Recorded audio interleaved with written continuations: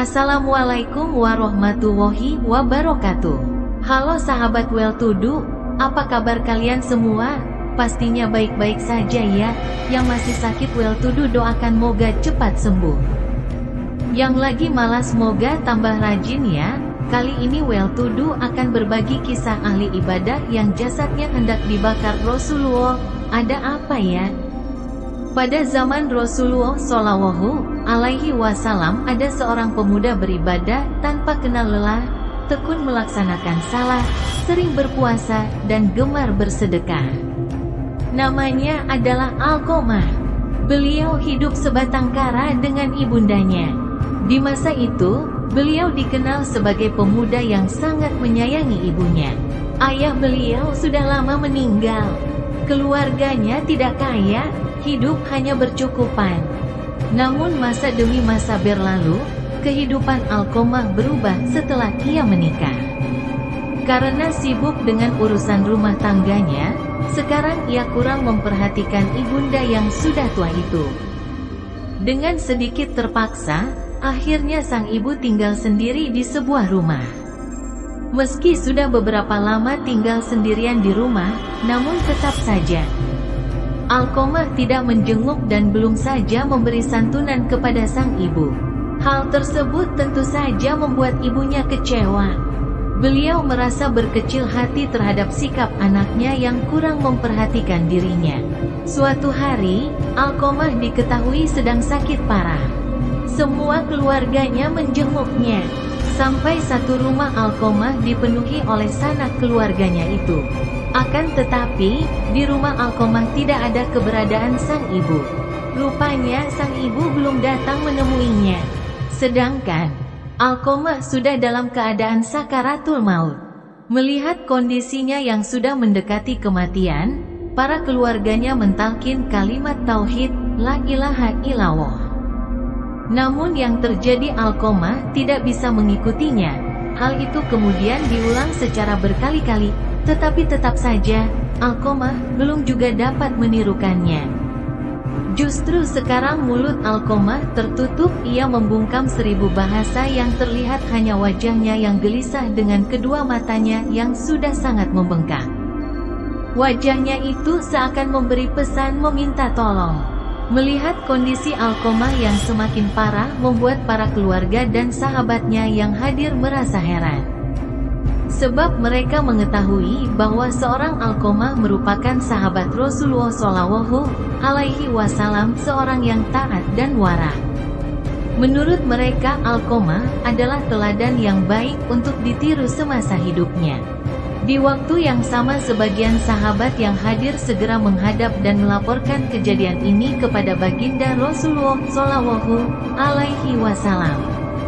Baginda Nabi kemudian mengutus beberapa sahabat.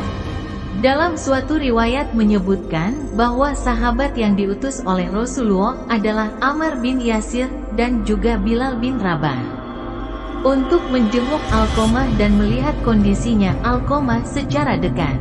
Para sahabat Nabi itu ingin mencoba mentalkin kalimat tauhid kembali kepada Alqamah. Setibanya di rumah Alqamah seketika itu juga para sahabat Nabi ingin mencoba mentalkin kalimat tauhid, namun tetap saja seperti sebelumnya Alqamah tidak mengikutinya sama sekali. Bahkan sekarang Alqamah terlihat semakin gelisah dan sangat menakutkan. Sehingga para sahabat memutuskan untuk menjemput Rasulullah Shallallahu Alaihi Wasallam. Baginda Rasulullah kemudian hadir di depan Alqamah, yakni sahabat Rasulullah Shallallahu Alaihi Wasallam yang setia itu. Dengan hati yang cemas dan penuh kasih sayang, Rasulullah Shallallahu Alaihi Wasallam mentalkin kalimat tauhid. Tetapi sayang 1000 sayang, Alqamah radhiyallahu anhu justru menggelengkan kepalanya. Rasulullah Shallallahu Alaihi Wasallam terdiam lalu bertanya kepada para sahabat, apakah Alqamah ini masih mempunyai ibu kandung? Salah seorang sahabat menjawab, benar masih ada ya Rasulullah. Rasulullah Shallallahu Alaihi Wasallam bertanya kembali kepada para sahabat, di mana ibu itu? Istri Alqamah menjawab, di sana. Di dusun itu, beliau tinggal sendirian ya Rasulullah. Maka Rasulullah Shallallahu Alaihi Wasallam meminta kepada para sahabat untuk segera mendatangkan Ibunda Alqamah. Setelah tiba Nabi Muhammad Shallallahu Alaihi Wasallam bertanya kepada ibunda mengenai hal ihwal tentang Alqamah.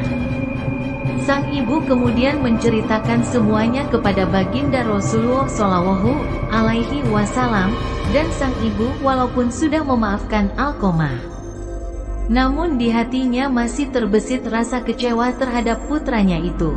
Dengan beratnya hati sang ibu untuk memaafkan putranya, maka kondisi Alqamah pun masih dalam keadaan sakit yang sangat mengerikan. Setelah melihat keadaan tersebut, Rasulullah Shallallahu Alaihi Wasallam lalu meminta para sahabat dan hadirin untuk mengumpulkan kayu bakar beserta dengan minyaknya. Sebagian dari sahabat bertanya kepada Rasulullah Shallallahu Alaihi Wasallam, "Kayu ini untuk apa ya Rasulullah?" Rasulullah Shallallahu Alaihi Wasallam menjawab dengan nada tegas, "Untuk membakar Alqamah. Sebab lebih baik kita bakar sekarang saja daripada kelak dibakar di dalam api neraka jahanam." Mendengar keputusan Rasulullah Shallallahu Alaihi Wasallam, sang ibu Alqamah merasa tidak tega bila anak kandungnya itu sampai dibakar di depan matanya sendiri. Sang ibu kemudian berkata kepada Rasulullah Shallallahu Alaihi Wasallam, "Wahai junjungan alam, janganlah dibakar anakku ini. Biarlah ku maafkan segala itu. Dan aku relakan segala pengorbananku untuknya."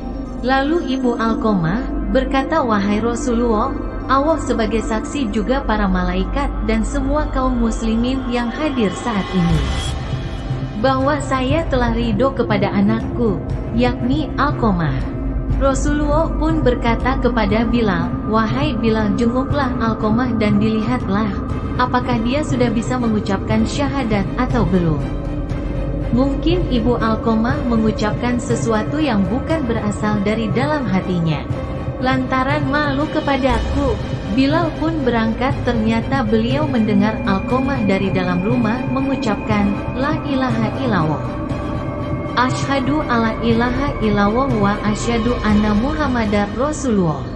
Bilal pun masuk dan berkata, "Wahai sekalian manusia, sesungguhnya kemarahan ibu Alqamah telah menghalangi lisannya sehingga tidak bisa mengucapkan syahadat, dan ridho telah menjadikannya mampu mengucapkan syahadat."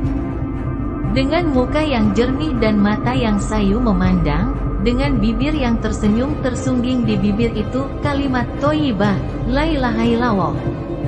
Alqamah radhiyallahu anhu akhirnya kembali dengan tenang dengan wajah berseri-seri. Maka Rasulullah Shallallahu Alaihi Wasallam melihatnya dan memerintahkan untuk dimandikan lalu dikafani. Kemudian baginda mensholatkannya dan mengebumikannya. Lalu di pinggir kuburan Rasulullah Shallallahu Alaihi Wasallam bersabda, "Wahai sekalian kaum muhajirin dan ansor, barang siapa yang melebihkan istrinya daripada ibunya, dia akan mendapatkan laknat dari Allah, para malaikat dan sekalian manusia. Allah tidak akan menerima amalnya sedikit pun, kecuali kalau dia mau bertobat dan berbuat baik kepada ibunya, serta meminta ridhonya. Karena ridho Allah tergantung pada ridhonya dan kemarahan Allah tergantung pada kemarahannya." Itulah kisah ahli ibadah yang jasadnya hendak dibakar Rasulullah Shallallahu Alaihi Wasallam. Wallahu a'lam. Demikian kisah ahli ibadah yang jasadnya hendak dibakar Rasulullah. Semoga bermanfaat. Wassalamualaikum warahmatullahi wabarakatuh.